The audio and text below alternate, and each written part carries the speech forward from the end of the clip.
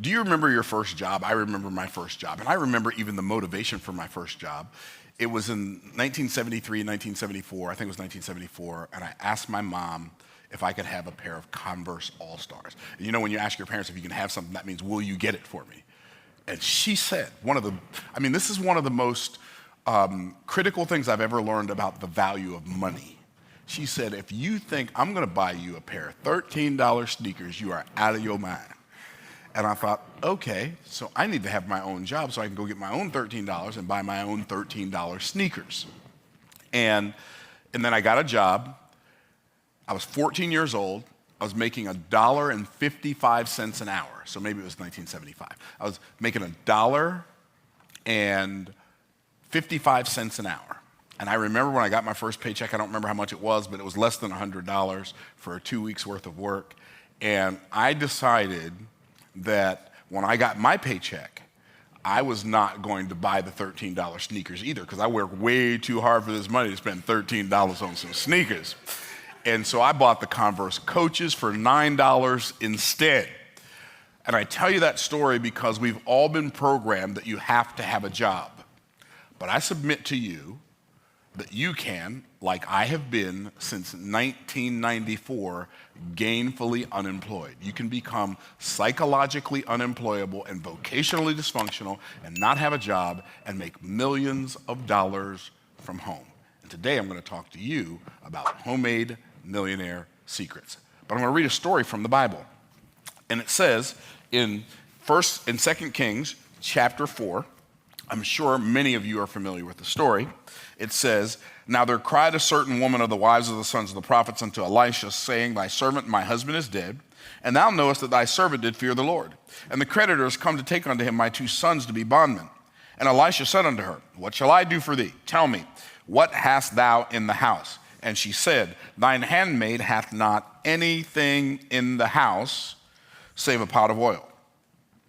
Then he said, go borrow thee vessels abroad of all thy neighbors, even empty vessels, borrow not a few.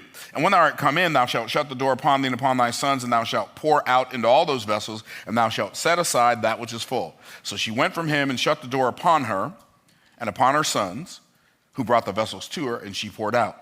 And it came to pass when the vessels were full that she said unto her son, bring me yet a vessel. And he said unto her, there is not a vessel more, and the oil stayed. Then she came and told the man of God. And he said, go sell the oil, pay thy debt, and live thou and thy children of the rest. Now let me give you a little background on this story before we get started.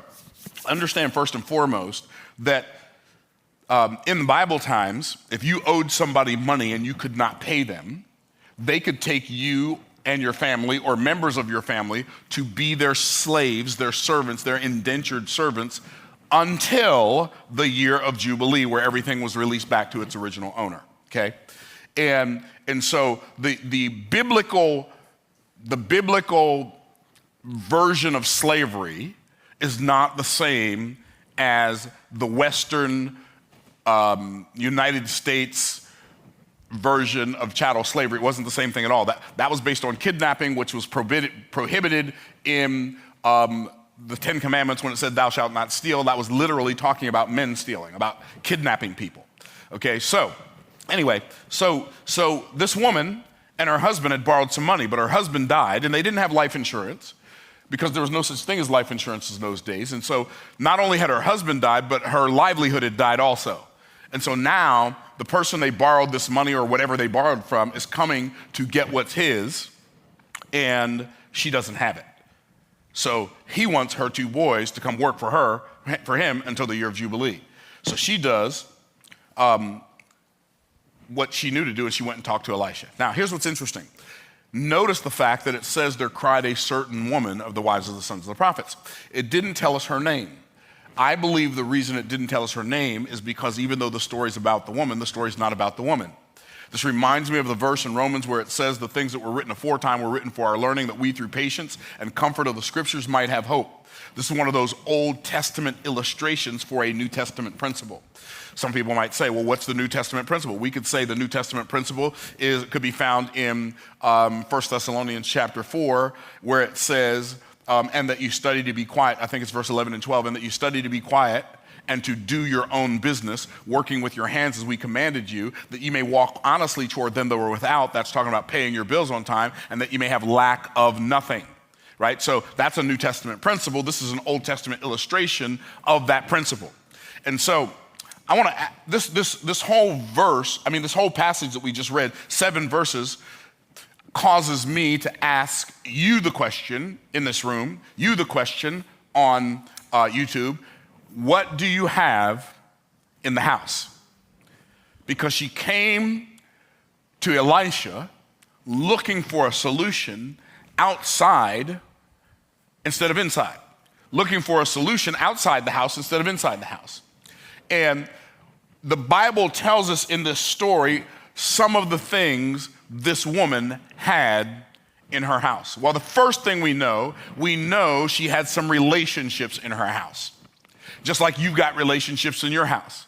Let me ask you a question. How are the relationships in your house? Because sometimes houses can have some relationships that feel like those relationships are on a relationship storm on the relationship sea. Can I get a witness up in here?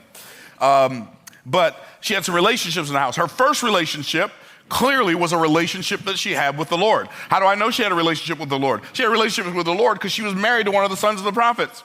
She was a young preacher's wife, a young prophet's wife. She had a relationship with the man of God. How do I know that? Because she went to him and told her, like, she didn't go to her father-in-law, she didn't go to her father, she didn't go to her cousin, she didn't go to her next door neighbor, she didn't go to her boss, she went to the man of God. She had a relationship with the Lord.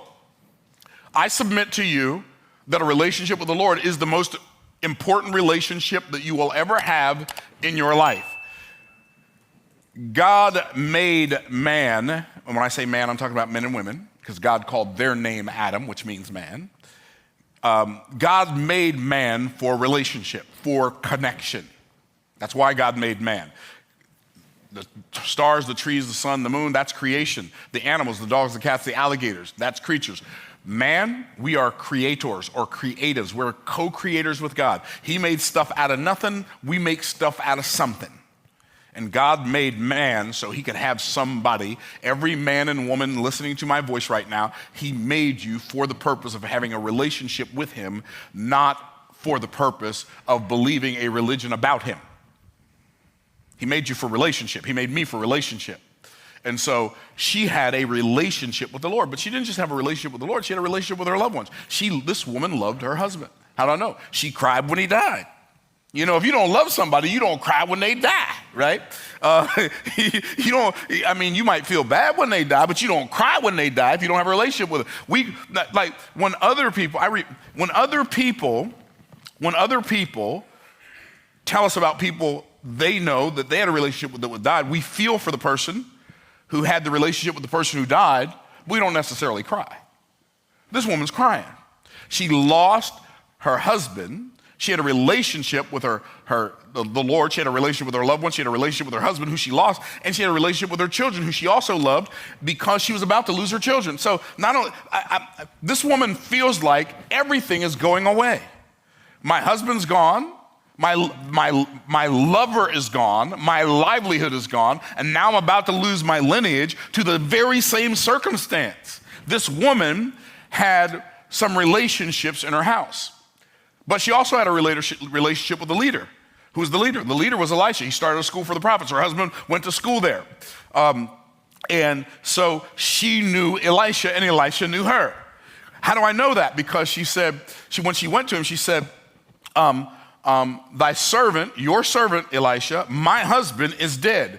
And you know that he loved the Lord. How did she know he knew it? Because she had a relationship with her leader. And it's so interesting how people can have bad relationships with leaders and how leaders can have bad relationships with people. And I think it's because we missed the point that God made you for a relationship with him, but he made the people around you for a relationship with them, for you to have a relationship with them. And you're not always going to agree. Sometimes you're not going to disagree. You're not going to agree. But you know what? You still have a relationship. Now, I don't have falling outs with people that I'm in relationship with. I don't fall out with the people that I love. I just don't do it. Now, I love my wife, I love my brothers, I love my children, I love my friends. Like, I don't fall out. Now, I might cut you off. Well, I'm keeping it real now. Just because you my friend today, you my friend because I'm friendly to you and you friendly to me. But if you start acting like a foe, I ain't going to keep treating you like a friend, right? So I just want to make sure y'all understand. I'm keeping it real, right? You are my friend until you prove otherwise. Can I get a witness? And I don't like to fight, but I don't mind, right? Okay, just want to make sure y'all know who you're dealing with, okay? And my mom and dad taught us you might get in a fight. You might lose the fight, but you bet not run from the fight. Anyway, it has nothing to do with the message today. Just reminiscing about mama and daddy. Okay.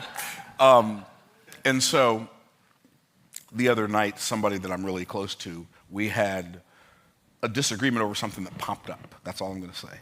And it got a little intense. And I don't back down. And they don't back down. And it got a little intense. And I thought, this is not going anywhere good. So I'm just going to go ahead and fix it right now. I'm going to yield because I can. It's going to be difficult. It's going to be challenging. If I yield, it's going to be difficult. It's going to be challenging. It's not going to be easy. It's not going to be fun. It's going to make my life harder tomorrow. But I'm going to yield because my relationship is more important right now than me being right. And so I yielded, and then I texted this beautiful person in my life, and I said, I want you to know that I love you to life. And I'm sorry. And I wasn't saying I'm sorry because I feel like I was wrong. I don't feel like I was wrong, but I don't feel like they were wrong either. There was just one of those impasses that, like, this is, okay, both of y'all right, which one gonna give? Well, this time I'm gonna give. Why? Because I can control that. And it will make my tomorrow better and their tomorrow better. And it will make the rest of my day-to-day better, and it'll make the rest of their day-to-day better. So I'm gonna yield, and it's worth it. It doesn't always happen like that. That's just one that I remember because it happened recently. Why am I telling you this? Because the relationships with the people that you love are important. The relationships that I have in business are important. Like in business, you have to keep your word. The relationships you have with leaders in your life, it's important. You have to, it is what it is. Okay, so, but this woman didn't just have some relationships in her house, she also had some reversals in her house. What were the reversals? Well, the first reversal is death. That is what we call an irreversible reversal, right? When somebody dies, they are gone. Now you'll see it, they don't cease to exist. They just gone from here, right? And there's no, people say, well, you'll get over it. You won't get over it. You'll get through it. There's no getting over somebody you're close to, a sibling, a parent, a child, a grandparent. They die. There's no getting over it. There's just getting through it. And when it first happens, the pain is so great that you can't feel the peace. But as you maintain your relationship with the Lord and stay in close proximity, the peace becomes greater than the pain. I remember, it's really interesting how the reversal of death, it reminds you of the reality of eternity. People, like, eternity is real. It reminds you of the brevity of life. Life is short. If you live to be 100, life is short. And it reminds you of the illusion of control. Control? You think you're controlling something? If you can control something, you would have controlled that. I remember sitting in that hospital room when my oldest son passed away in 2007. And my wife was there and my other two children were there. And I realized how hopelessly helpless I really am. Didn't matter how much money I had. I had lots of money. Didn't matter how much I knew, and I knew a lot. Couldn't fix that one. The reversal of death will wake you up to some stuff you've been slumbering on. And this woman lost her husband. He died. That's a reversal. But it'd be bad enough if that was the only one. But there was also the reversal of debt. They had borrowed money they couldn't pay back. They had borrowed money she couldn't pay back by herself. Let me. They didn't have insurance back then. Can I challenge y'all? Can I challenge y'all on YouTube? Get yourself some life insurance.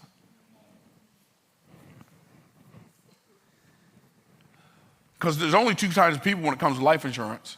Those who are glad they had it and those who wish they had.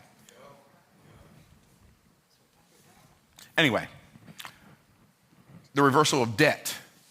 If you have life insurance and somebody that you love dies, it gives you the money to pay off some debt because you ain't going to feel like working. And if you have children, guys, husbands who have wives that work at home, like saying that a wife who's a stay-at-home mother and a wife doesn't work is an illusion. And if you had to do her job, you'd know how much of an illusion it is. Anyway, guys think, well, I don't need any insurance on my wife. She doesn't do anything. Oh, yeah, she does a whole lot.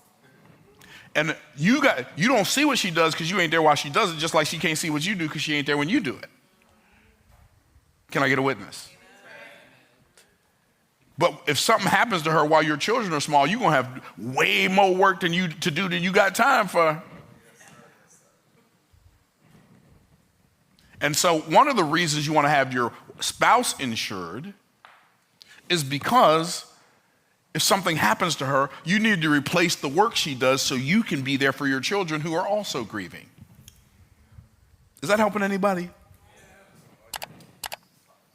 And I've heard people say, back when I used to sell insurance, I don't sell it anymore, but I heard people say, well, I don't want to leave my wife a whole bunch of money and then all she's going to do is just marry somebody else. Okay, so you want her to have to go be with somebody else because you didn't leave her any money. Let's look at both sides of the equation now. Can I get a witness?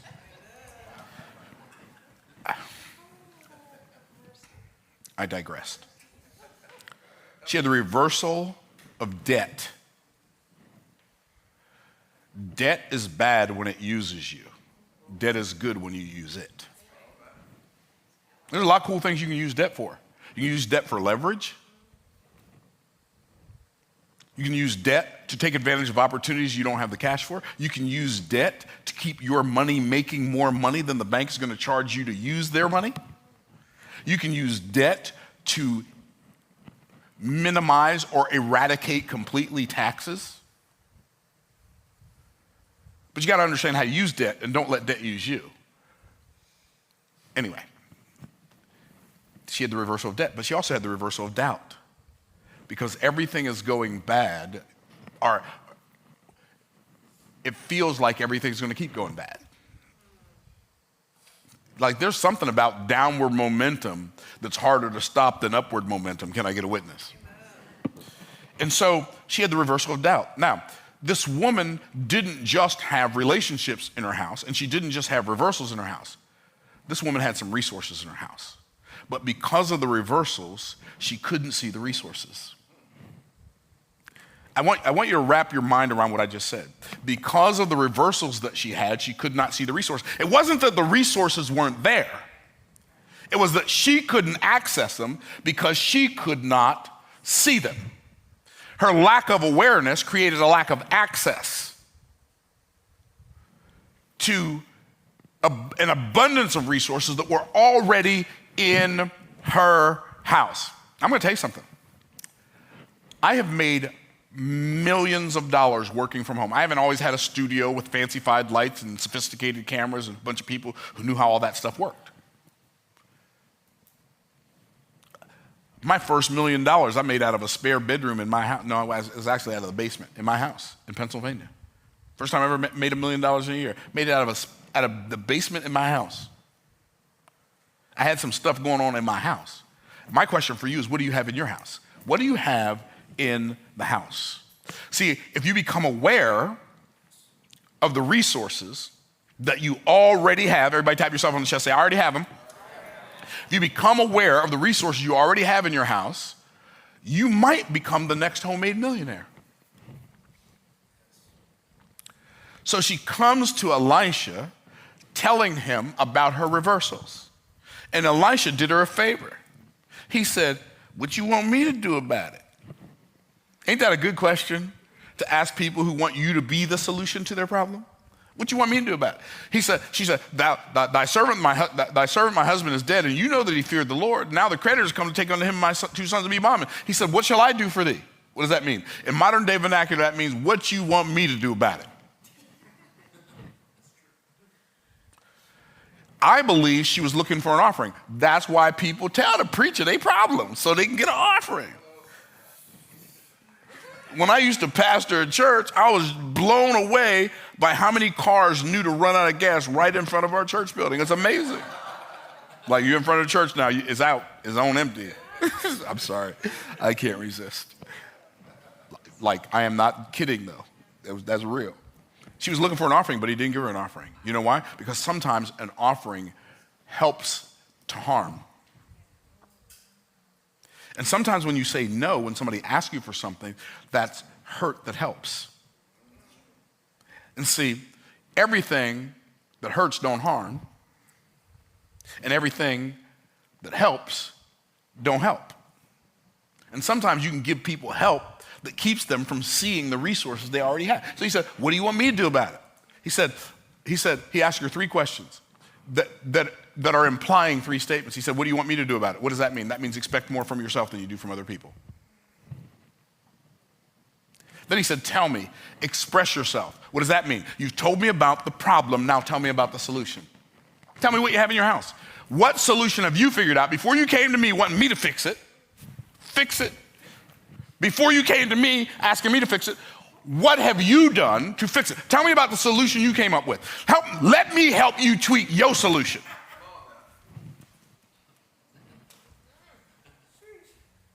And then he gave her some optimism.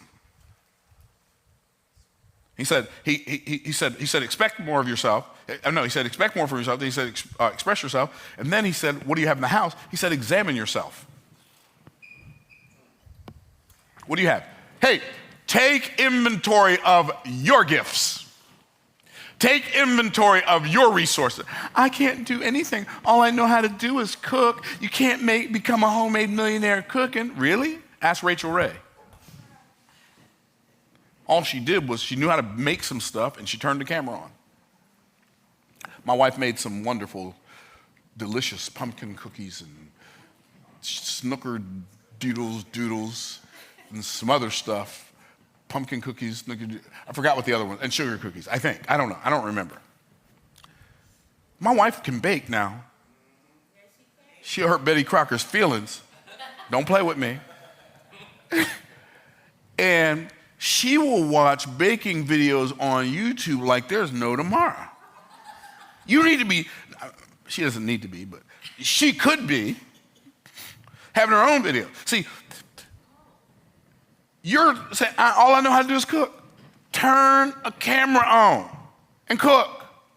All I know how to do is fix the car. Turn a camera on, fix the car. All I know how to do is fix that. Turn the camera on. And I know to turn on the camera, but I'm using poor grammar and ending on a preposition for emphasis. Turn the camera on. And see, what people don't realize is you have the same problem this woman had.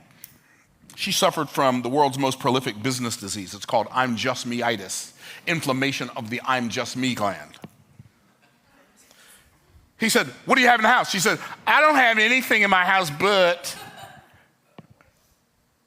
thine handmaid hath not anything in the house save or but this pot of oil. I don't have anything but I know how to write poetry. Okay. I don't know how to do, I'm just a homemaker. I can't do anything. I'm just a homemaker. You can't become a homemade millionaire being a homemaker. Well, but you can become a homemade billionaire if you don't believe me. Ask Martha Stewart. Homemade billionaire. keeping house and documenting everything she did, writing it down in books and turning on a camera. Here's the problem that you have that she didn't have. You don't believe your skills are valuable. She believed hers were. It's so amazing. When I was broke as a joke and ready to choke, I knew stuff that other people wanted to learn. I just didn't turn the camera on. Are y'all picking up what I'm putting down? Marion, I'm not good at anything. I just ask questions all the time. People say I talk too much and I ask too many questions. You can't make any money asking questions and talking. Ask Oprah Winfrey. She's a billionaire with a B and owns a letter of the alphabet. Interview people. Nobody wants to hear from me? Good. Interview people they want to hear from. Take that curiosity and turn it into cash flow. I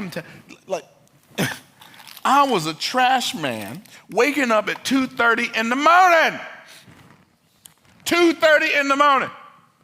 Getting dressed, eating breakfast, drive out to the truck yard where the trucks were, drive my truck into the shop, check all the air pressure and all the tires, check all the hydraulics, check the oil, and then go take a truck and dump it at the landfill. And I'd take 3, 4, or 5 trucks a day for $6.25 an hour, $9.50 an hour for overtime. And I remember telling my wife, baby, if we can make $300 a week, we're gonna be all right. And that's what I did during the day. I drove a garbage truck. Then I'd come home and take a nap, and I'd go out and knock on people's doors and talk to them about insurance and investments. And guess what? Because I was working on some stuff that wasn't working for me, the stuff I was working on me. And I let it work on me until I became the person for whom it can work. Dr. Ron, I got started in life insurance in October of 1985. I passed my test in January of 86. I was doing presentations and going on presentations from October of 85. And I did all of October, all of November, all of December, all of January, February, March, April, May, June, July, October, November, December, still ain't made a sale. January, February, still ain't made a sale. March, still ain't made a sale. April, 1987, finally made a sale.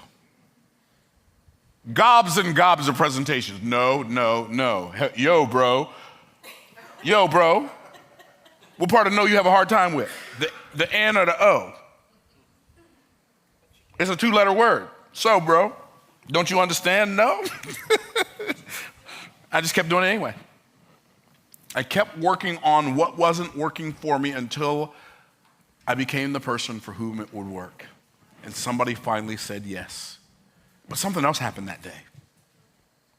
I finally found a way that would work. This is why I do not have entrepreneurial ADD like so many entrepreneurs. I found something that worked and I put it on rinse and repeat, and I haven't gotten bored with it since. You find something that works, don't get bored with it, get paid with it. And I became the top salesperson in our office month after month after month after month after month. People say, Myron, what happened? I ran out of all the ways that wouldn't work. See, some of y'all are not willing to have enough iterations to run out of the stuff that don't work. I wish I had some help in here, oh Lord. And I wrote a book called From the Trash Man to the Cash Man, How Anyone Can Get Rich Starting From Anywhere. It's 150-something pages. It sells for $20. Now, we don't sell a ton of them, but we sell $7,000 or $8,000 worth of these books a month. I wrote it in 2006. This book has made me millions of dollars. This book, I'm not bragging. I'm telling you, you could write a book about something. There was a dude. His name was Henry. His name wasn't Henry. His brother's name was Henry. He wrote a book called Me and Henry about the adventures of him and his brother growing up. This is a real story. This will happen for real. Nobody would publish his book. So you know what he did? He published it himself. No bookstore would take it. So you know what he did? He opened up a bookstore. And the only book in the bookstore was Me and Henry. And the name of the bookstore was the One Book Bookstore. And it became a tourist attraction. And people from all over the United States would go to the One Book Bookstore and buy Me and Henry. And guess what he did? He wrote a sequel about him and his mama. I'm not exaggerating. I'm not being funny. This happened. It's called Me and Mama. And you think you have an excuse. Seriously. You think you have an excuse. Here's your problem. Your problem is you're so used to instant coffee, instant hot chocolate, microwavable meals, push-button success, drive-through banking. You think you want to have drive-through, push-button, microwave, instant success, and it don't work like that because you have to become the person for whom it will work.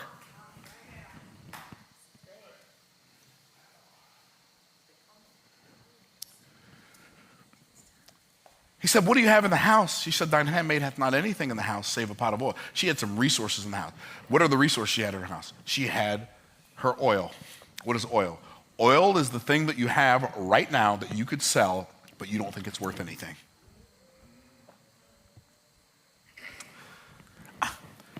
Do you understand? I know a guy who's made millions of dollars teaching people how to jump higher. I met a dude back in 2005. The only thing he had going for him, he said, I was really bad. He took something he was really bad at, turned it into a very successful business. He said, I was really bad at playing PlayStation Madden football. I was really bad at it. So every time one of my friends beat me, I'd ask him, how'd you do that? How'd you do that? How'd you do that? He documented all the plays his friends used to beat him. He became good at PlayStation Madden football. He started writing playbooks for PlayStation Madden football. First year, he did okay. He made $18,000 selling that ebook. I've never played PlayStation Madden football in my life. This dude made $18,000 selling playbooks for PlayStation Madden football. Next year, he made $80,000. The last time I talked to him, he was making $180,000 a year selling playbooks for electronic video games. And you think your thing is not valuable. Now, she had the resource of oil. She had the resource of offspring. I'm gonna tell you something. One of the best things you can do for your children is stop doing so much stuff for your children. Because children can do the most remarkable things as long as they have remarkable things to do. You know, my children are doing well. My son and my daughter are doing well. They're not children, they're adults. But they're doing well. One of the reasons they're doing well is because me and my wife didn't give them money. We gave them opportunities. I heard one of my kids say one time, we're rich. I said, y'all ain't rich, me and your mama rich. You thought you was rich, this ain't yours. We just letting you live here. Give your children something to do. My daughter was making $25 an hour when she was 11. My son was making $125 an hour when he was 17 doing graphic design on a computer that he got for Christmas for clients of mine who wanted stuff designed, and he was a negotiator. Oh man, you know me and your dad friends? Yeah, we are. But if you want me to do it for you, you got to pay me. How much is it? $125. $125. And he'd go do it in an hour, boom. He got paid $125 an hour.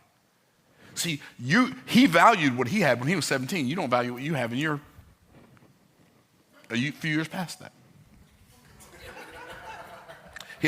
She had oil, she had offspring, and she had an opportunity to go around and connect with all of her neighbors. And he said, go borrow. Now this is fascinating to me. One of the reversals she had was debt. One of the things the man of God told her to do. In fact, the first thing he told her to do was go borrow. And I know a lot of people say, oh, you shouldn't get in debt. Okay, well, I'm gonna let you play that game. I'm going to use that. I have over 3 million American Express points because I don't use debit cards. You use debit cards, there's something about money you don't understand. You know how much 3 million American Express points is worth? $30,000. I can go buy stuff on Amazon all day long. Ain't got to take a penny out of my pocket. You know why? Because I used my American Express card to buy stuff I was going to buy anyway. And they're going to pay me to buy stuff? They're going to pay me to buy stuff, and I ain't going to get... You got me confused with Byron Silver. This is Myron Golden. I ain't playing. I'm using American... Child, please. Okay. I'm going to use debt every time I get a chance. I can use the bank's money cheaper than I can use my money. I'm going to use debt.